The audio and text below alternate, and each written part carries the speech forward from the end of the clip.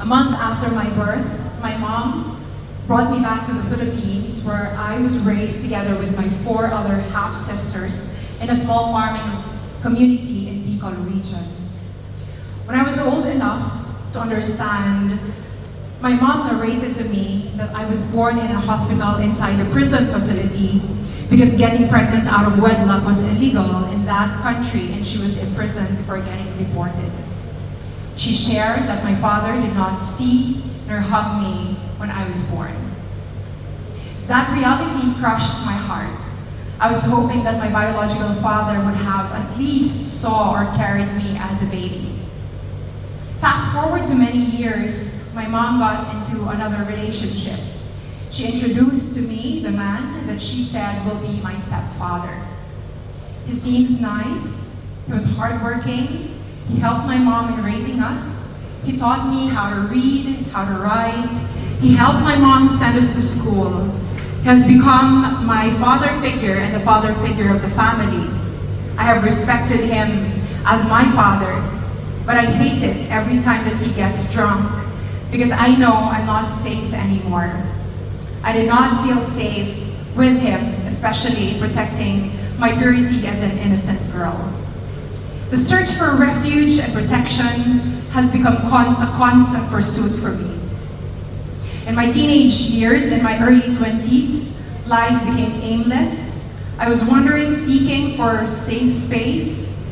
In my pursuit for security, I all the more drifted away. My decisions eventually destroyed my life. I entered in different romantic relationships. I have given up my purity. I thought that by giving my all to my relationship or to my boyfriend, I was giving a sacrificial act of love. But unknowingly, it was corrupting my inner being. I was looking for security, love, and protection in the wrong people and the wrong places. In 2010, I joined one of the most prestigious beauty pageants in the Philippines and won the title. In the same year, I was sent to compete for Miss Universe and won Miss Universe 4th runner-up. It was because of that pageant that I got reconnected to my cousin and he introduced me to his missionary friends. They brought me to CCF. In the beginning, it was a bit awkward because I didn't really know what to expect. In the past, I was one of those who judged Christians, my Christian friends, because the way they live, the way they dressed up modestly, the way they walk, the way they talk is so different. I thought, these are the holy and boring people. But in the course of attending many Sunday services, I finally had an encounter with my loving Heavenly Father. I could not forget this moment. I heard this song called Amazing Grace. I've never heard that song before, but the first time that I've heard it, these are the words that really touched my heart. It says, "Amazing grace, how sweet the sound that saved a wretch like me. I was once lost, but now I'm found, was blind, but now I see. 'Twas grace that taught my heart to fear, and grace my fears relieved. How precious did that grace appear, the hour I first believed." That song sounds like my life. It was almost describing how filthy I have become, how blind, how wretched my life was. But it also feels like my Father is extending that love, forgiveness, and grace to me. Then I heard the story of the prodigal son, how the Father extended his love and forgiveness to his son who squandered everything. It made me realize that I am a prodigal daughter. I have run away from my Heavenly Father and lived a life as if I already know what I was doing. On that Sunday, it almost felt like I experienced the safest hug of a Heavenly Father. He impressed in my heart the truth that He is not like any other earthly fathers. He has not and will never abandon me. He will carry me and guide me through life's trials and challenges. He will never take advantage of my purity.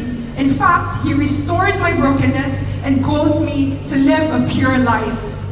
As my loving Father, He protects me, He is my refuge, and He always is a safe space. For the first time, I have experienced someone standing on the gap for me. My Father has given His one and only Son, Jesus, to die on the cross so I could live. I have 4 loving siblings, but all of them are girls. I have not experienced to have a loving and protective brother who would make sure I am safe. But Jesus did that for me. He is the brother that has given his life to make sure that He would lead me back to my Father. Because of God's pure love and grace, I was compelled to ask for forgiveness and for all of my sins. I have also forgiven my stepfather. In fact, when I saw him many years ago, I prayed for him and I told him that now I have this relationship with Jesus. In all of this, I want to tell you that there is nothing sweeter than to be a daddy's girl to our Heavenly Father. I might have not met my biological father, but I know I have a Heavenly Father that I can run to anytime, that I could talk to anytime, that He could be there for me anytime, and that He listens. Without God's love, mercy, and grace, I don't know where I will be right now. I might be living the worst, or I might have drifted so far away that I would lose myself in the process. Because of my Heavenly Father's love, I am alive. I am testifying of His greatness and His work in my life. Once again, my name is Venus, and I am so excited that one day I will see my Heavenly Father face to face. God bless you.